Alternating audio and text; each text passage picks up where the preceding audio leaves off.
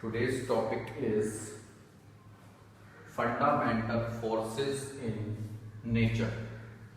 There are four kinds of forces in nature. Nature में चार तरह के फोर्स मिलते हैं.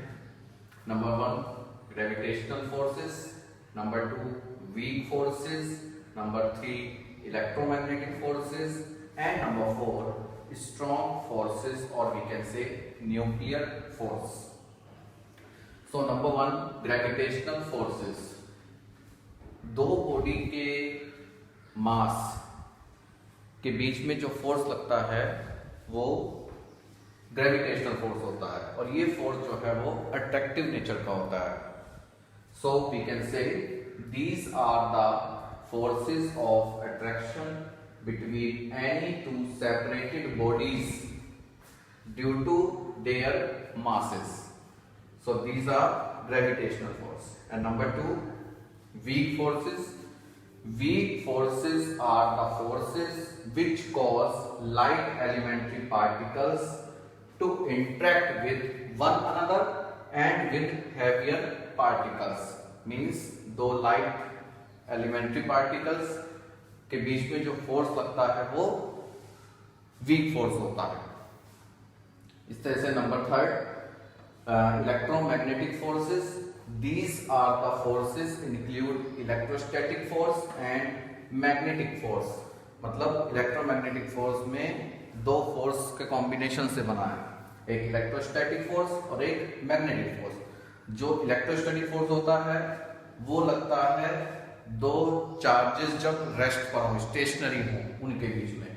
और जो मैग्नेटिक जो फोर्स होता है वो दो मैग्नेटिक पोल के बीच में लगता है force. So we can say these forces include electrostatic force and magnetic force. The force between two stationary charges is electrostatic force, while the force between two magnetic poles is magnetic force. Next one is strong forces. Strong forces को हम nuclear forces भी कहते हैं.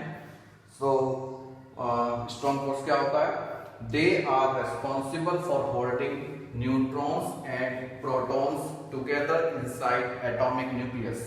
किसी atomic nucleus में proton और neutron जो hold रहते हैं, जो इकट्ठे रहते हैं न्यूक्लियस में, वो स्ट्रॉन्ग फोर्सेस की वजह से रहते हैं.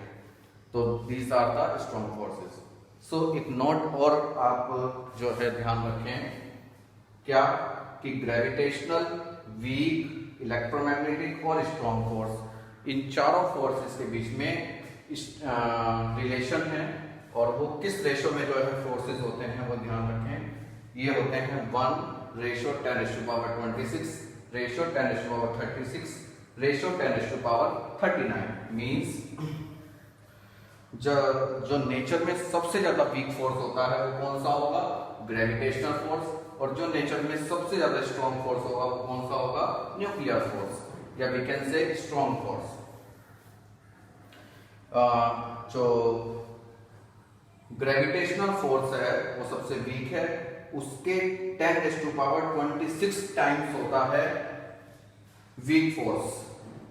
और इलेक्ट्रोमैग्नेटिक फोर्स जो होता है वो ग्रेविटेशनल फोर्स से 10⁻36 टाइम्स होता है, और जो स्ट्रॉन्ग फोर्स यानी न्यूक्लियर फोर्स जो होता है वो ग्रेविटेशनल फोर्स से 10⁻39 टाइम्स होता है. So these are the ratio of gravitational, weak and electromagnetic and strong forces.